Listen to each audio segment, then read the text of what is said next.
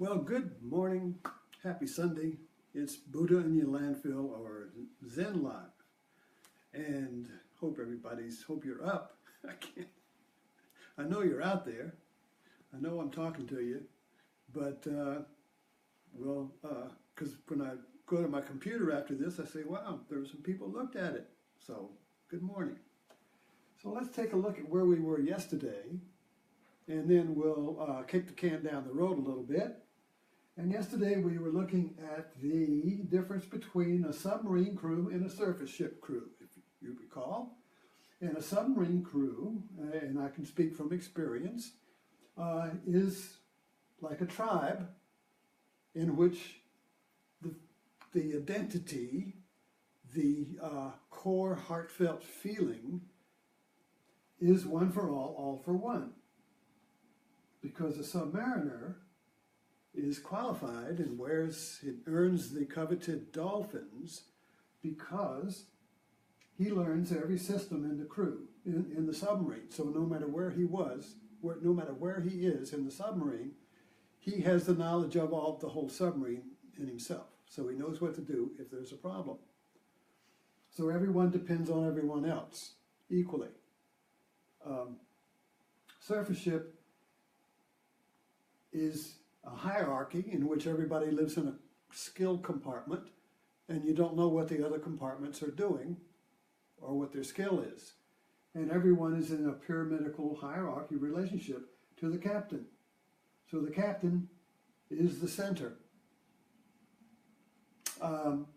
He's the sun god with the gold dripping from the brim. You see, this is a pyramid, sun god.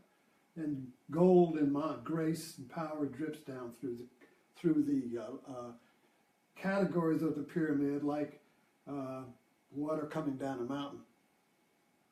And in the submarine, the model is a circle because there is a sense of identity with all the other crew members. So you have a sense of camaraderie or bonding. Bonding means oneness. Like in Avatar, when they bonded with the dragons or the horses, there's a sense of oneness, or bonding with nature. There's an identity with or as. It's not a relationship.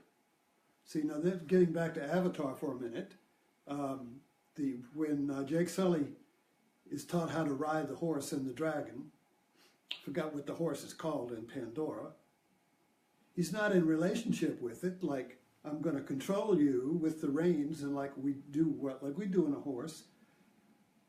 He's more like a dressage rider who bonds with the horse and the rider do the movement intuitively as one. YouTube's full of this kind of bonding with animals. Even lions, the lion whisperer, the horse whisperer, anybody who's an animal whisperer bonds with it. So this whole idea of identity is awareness as versus relationship was awareness of.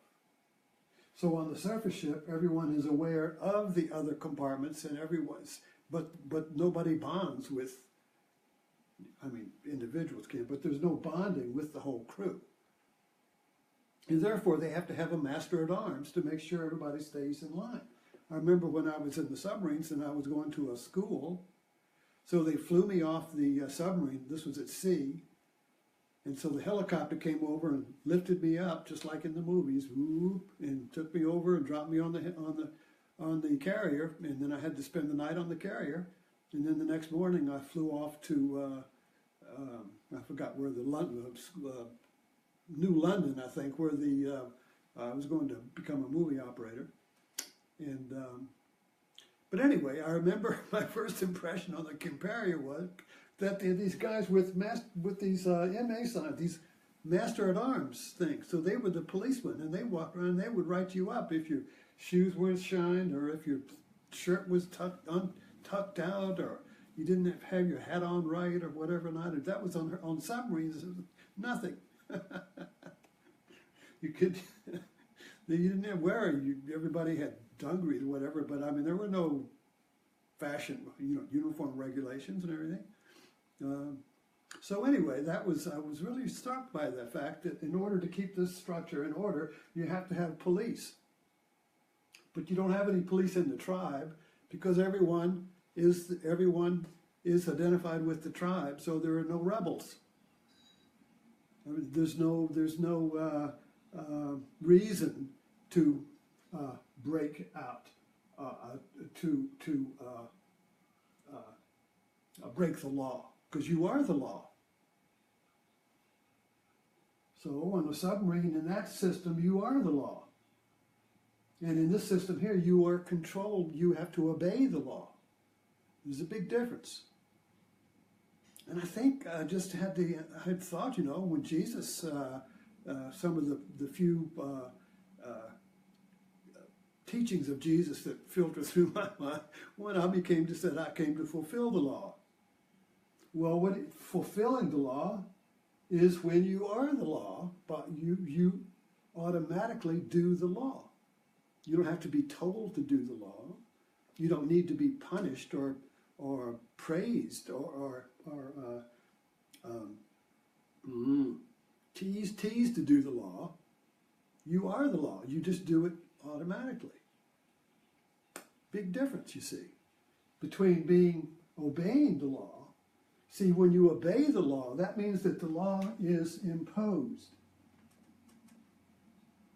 Okay? The law comes down from above. God's law, natural law, the rules of your corporation, the laws of the Navy. These laws are imposed on the parts. And the law then, and all the parts obey the law, but if given a chance, they may not obey the law. So there has to be punishment if you don't obey the law. In the religious law, you see, if you don't obey God's law, you're going to hell. Or suffer some other thing, you see. So there's pain and so there's suffering. And then if you obey the law, then you're a good child and you'll get to go to heaven. Or you get promoted. Either way, you get to be promoted up the chain, or in a religious context, you get to go promoted up the chain and be with God in heaven. But there you get identity. You get identity with God in heaven, or maybe not in some of you. Maybe you're still in relationship. Maybe God is still separate from you in heaven even, too. So this whole idea of relationship is that you never get to be the one. You're in relationship with the one. So the goal is to be in the best relationship. The goal is to be in accord with, so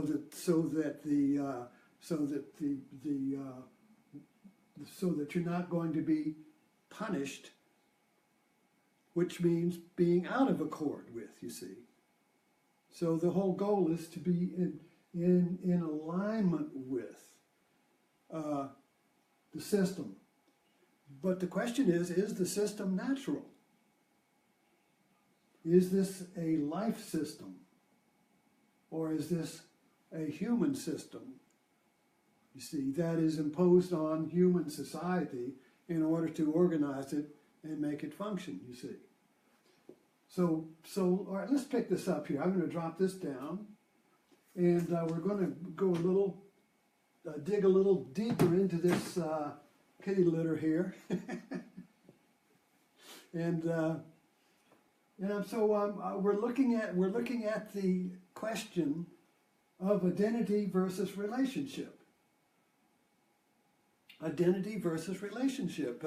This is something we deal with in marriage and everywhere. Identity when you get into a job or in a marriage or anything in life brings up these two questions. And they are really imperative commandments that we have to obey, but they're they're contradictory. They're incompatible. This is the either or. This is a Zen cone. The Zen cone, one of my favorites is, I'll paraphrase it. If you say this is a marker, you're wrong. If you say it's not a marker, you're wrong. Now, which is it, or I'll hit you with it? Which is it? Is it a marker, or is it not a marker? You have to choose. Now, which is it, or I'll hit you with it? So this imperative, there is a pressure to choose either or, and we're wrong no matter which. So this is a lose-lose situation. A lose-lose situation. No matter what, it's a double bind. No matter what you do, you're going to get smacked. But we have to choose. So we're going to choose the normal way out. Because we have to choose, the normal way we resolve this cone is we choose one or the other. But they are both commandments that have to be chosen. So how do we choose? You can't choose one or the other. If I choose relationship, I have to give up my identity.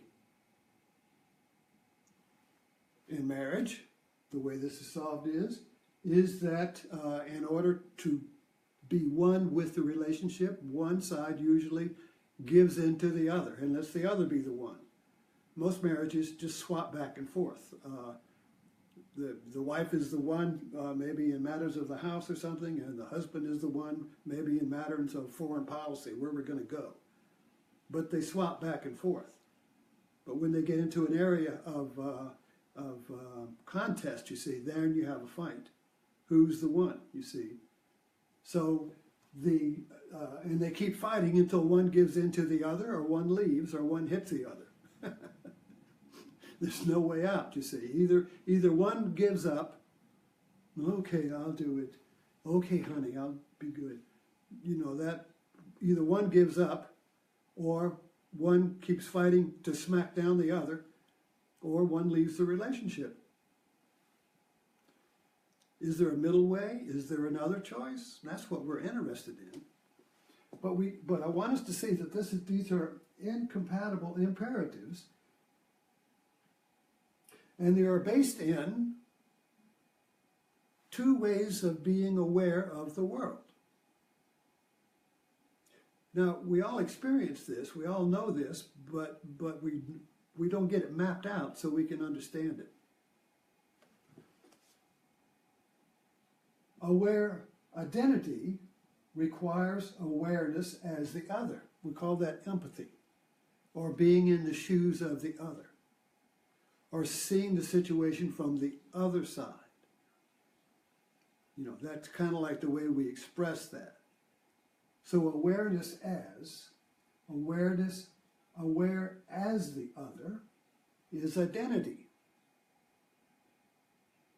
And in mysticism, you really do lose, you really do. You can read all the mystical writings and all the mystical experiences in all the different religions have this basic samadhi.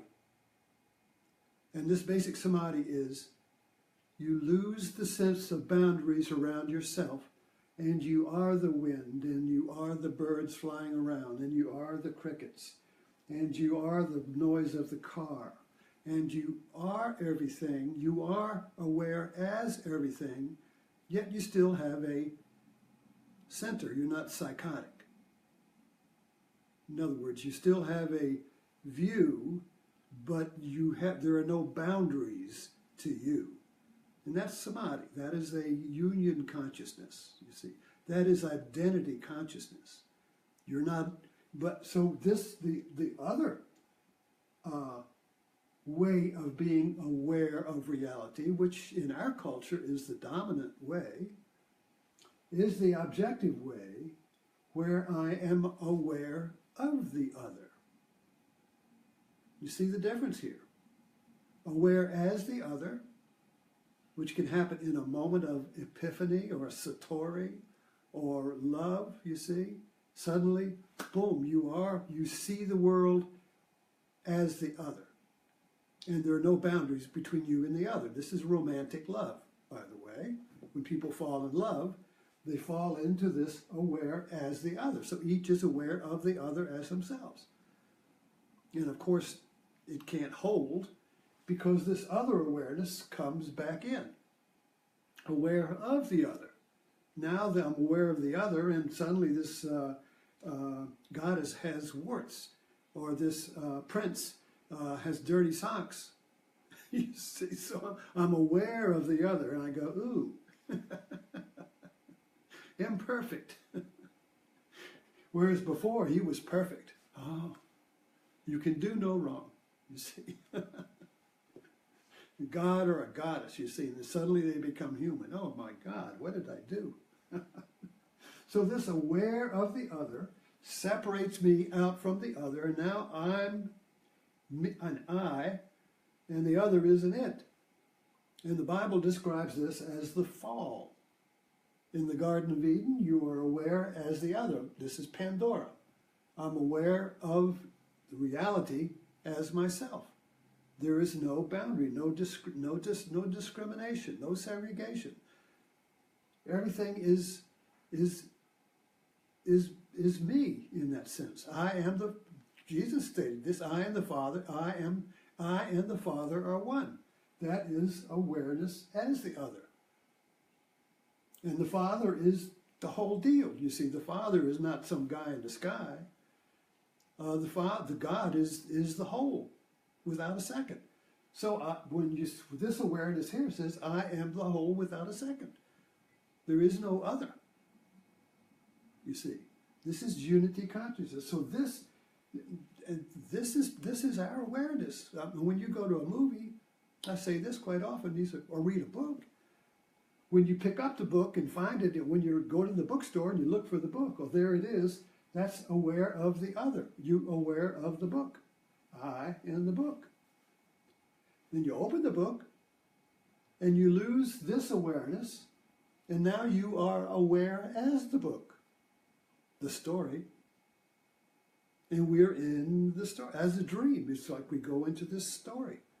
And I leave this awareness of the other unless somebody calls me to go take out the garbage. Then I want to get back to my awareness as. So Martin Buber, famous philosopher in the 60s, mapped this out. He was a Jewish philosopher, mapped this out as I, it, and I, thou. And that's kind of like a standard way of talking about this. I, it is the aware of other as an it. I, thou is aware of the other as I, thou.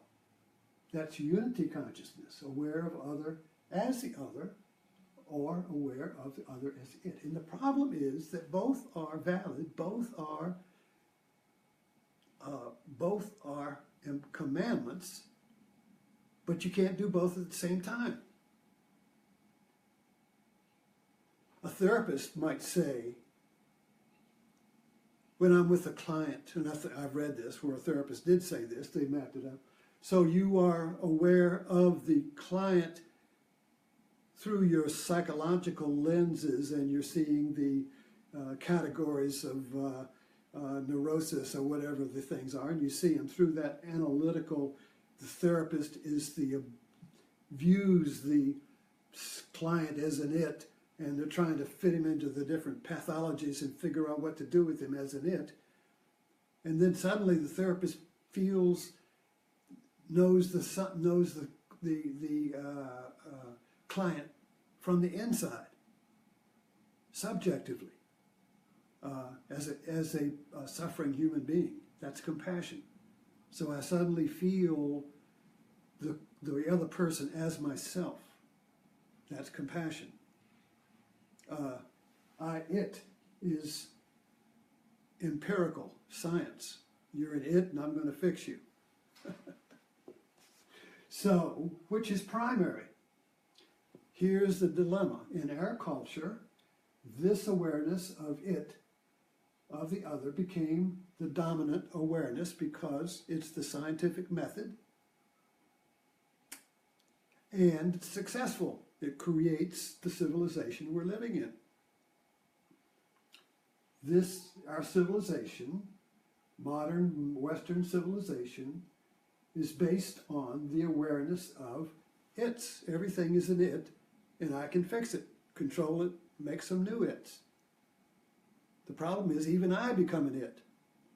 Now I'm an it, you see, because I've lost this center here, awareness as the other, has become put on the bottom. So the primary awareness is it, and the secondary, discounted, misunderstood, and relegated to fantasy or subjectivism or something. Well, that's your opinion, or that's just your fantasy, or whatever.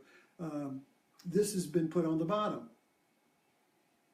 So and this is kind of like associated with the female intuition. So you get the male on top, female on the bottom, you see. And that's part of that hierarchy. I told you about the pyramid, you see. So this is more towards a tribal awareness, and this would create pyramid awarenesses. So we're interested here in this which is primary. Well, the spiritual journey is a way or a path in which we flip these two awarenesses. And the spiritual journey is to make the awareness as the other primary, the ground, and the awareness of the other as an it is secondary. All right, think about it in this terms. From this point of view, aware of the other, this is what you would call the male active point of view. You got to do something to fix that person, or do something. So this is don't just sit there and meditate. Don't be passive, be active. Do something to fix the other. You got a problem there, fix it. So what happens is that because this aware as the other is not activated, we become abusive. We try to fix what is we try to fix what is already in balance. So our fixing creates more problems. So we got a bug, we create a bug spray. The bug spray kills the bug, but it also kills the good bugs, and that creates another problem. And now we have to have another spray, or we have to find a way to get rid of the spray we put on the bugs. The most famous one of that was DDT. That was great. I remember when it came out. Oh, you just put DDT on it, everything's good. Well, it killed everything. So that was our first understanding, that good metaphor for this view doesn't work all the time because you don't have aware as the whole, you see. Aware as the other means aware of the whole context before you jump in and make a bug spray that kills the good bugs, you see. So there's this is the whole, this is the part. So from this point of view, if you want to understand a butterfly, you would go and observe the butterfly in the whole of its environment. And you would understand the butterfly as the butterfly. From this point of view, you would catch a butterfly and put it under a microscope and tear it apart and find all the its that make it up, you see. But of course you kill the butterfly. So this awareness of is analytical, and it's reductionist. This aware as the other is intuitive and natural. Well, we see all of these words are floating around in our culture. Organic, natural, homeopathy, organic. All this is basically awareness of looking to see the whole naturally. And this awareness is getting out a scalpel and trying to cut it apart in order to understand it, put it back together. So see the two different approaches here. And they're incompatible because you can't understand the whole if you cut it up into parts and look at the parts. But you need both. So we're moving towards the idea that this conflict either leads to violence or creativity. This conflict of incompatible imperatives, both of which must be obeyed, leads to either violence, which means you suppress the other, or you make the leap to transcendence. Now this, and Buddha calls it the middle way. You see, we're faced with this either or. This is what the Hurt Locker was about, if you recall that movie.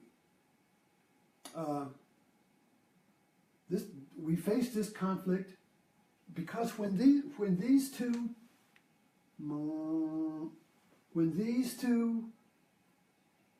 imperatives get in a situation where they neither can be repressed or chosen,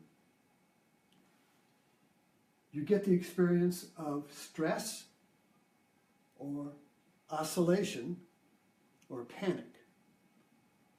You get so this stress, this fear, this vertigo, we were talking about vertigo, this vertigo happens when these two ways of being aware meet in a situation where neither can withdraw, where you can't do one or the other. So they oscillate, like when you stick a mic up to an amplifier, wah, wah, wah, wah, wah. You turn it off, you see. They oscillate, wah, wah, wah, wah, wah. And you can't choose.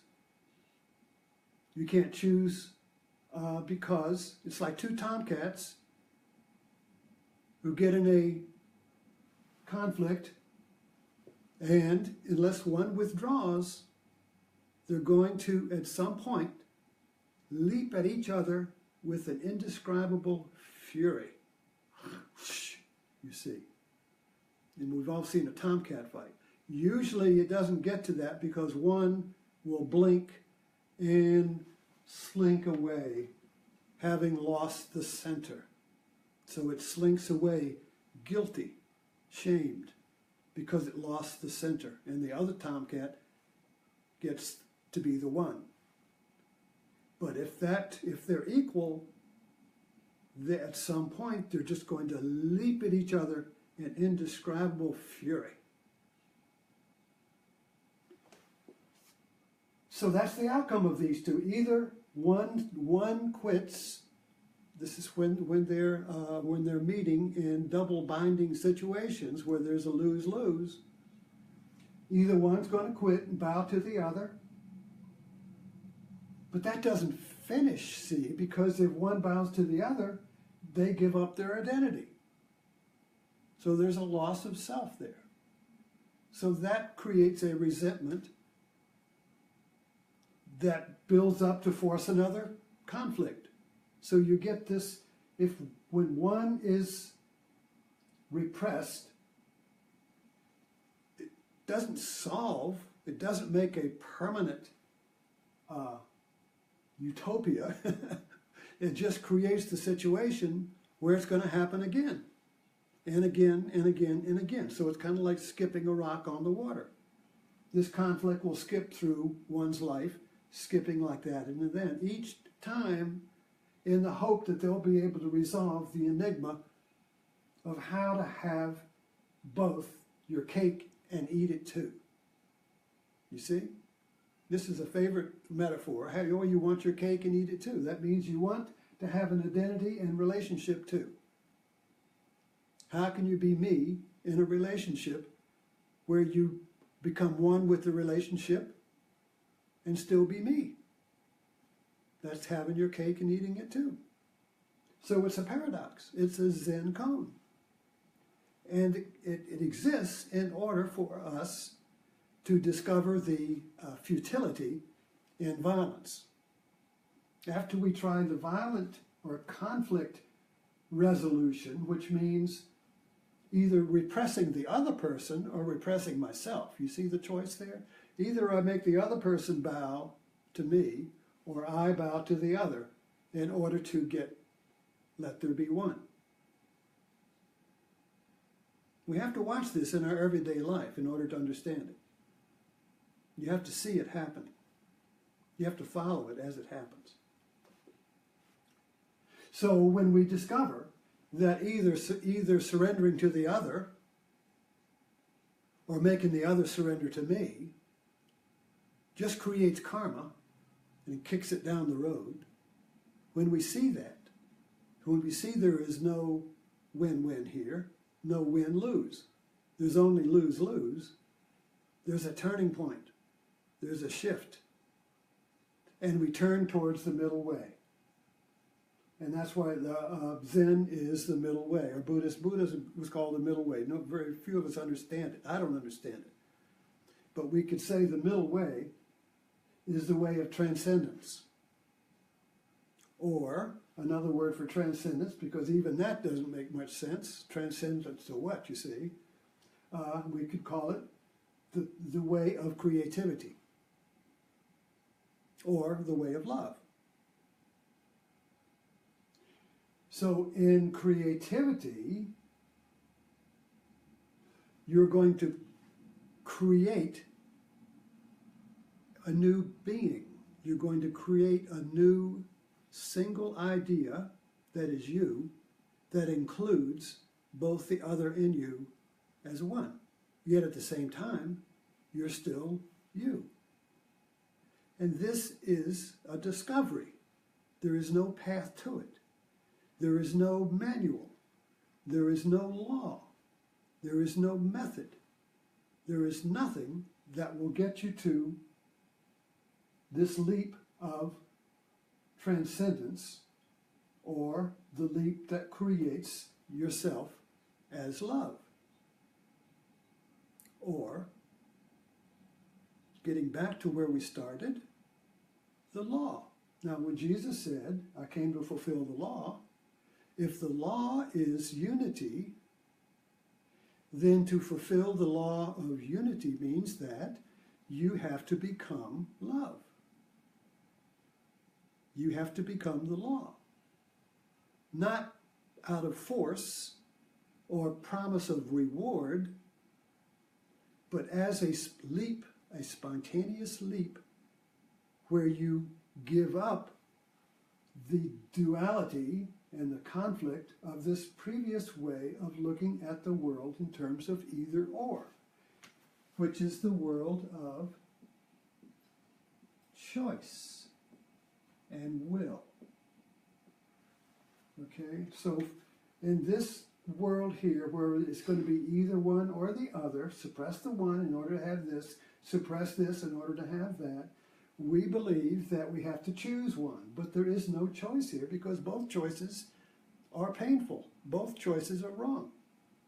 That's getting back to the Zen cone. If you say this is a marker, you're wrong. If you say it isn't a marker, you're wrong. Now which is it? Or I'm going to hit you with it.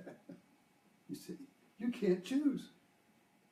So this is the pirate's plank that forces us to the edge where we have to make the mad leap of Jake Sully onto the last shadow. We have to make this insane act of because this is insanity. We have to see the insanity of it. We have to see the absurdity of it. When we see the absurdity of it, that there is no choice, the leap happens. And suddenly I see, I'm whole. So this is truth then, is discovery. This is the Zen Satori. This is Bazinga in the Big Bang. This is a big bang when this happens. But it can't happen until you see the absurdity of trying to choose your way out of a paradox. Irony. Life is ironic. The Jews understand this with the ancient Jews, Israelites. The God was ironic. That's why they make great comics. You have to understand irony. The way out of irony creates laughter. Bazinga is laughter. The discovery of love and creativity is laughter. Seeing the absurdity of this, seeing the absurdity is laughter. Let's end with that, and I'll see you this evening at Martini time.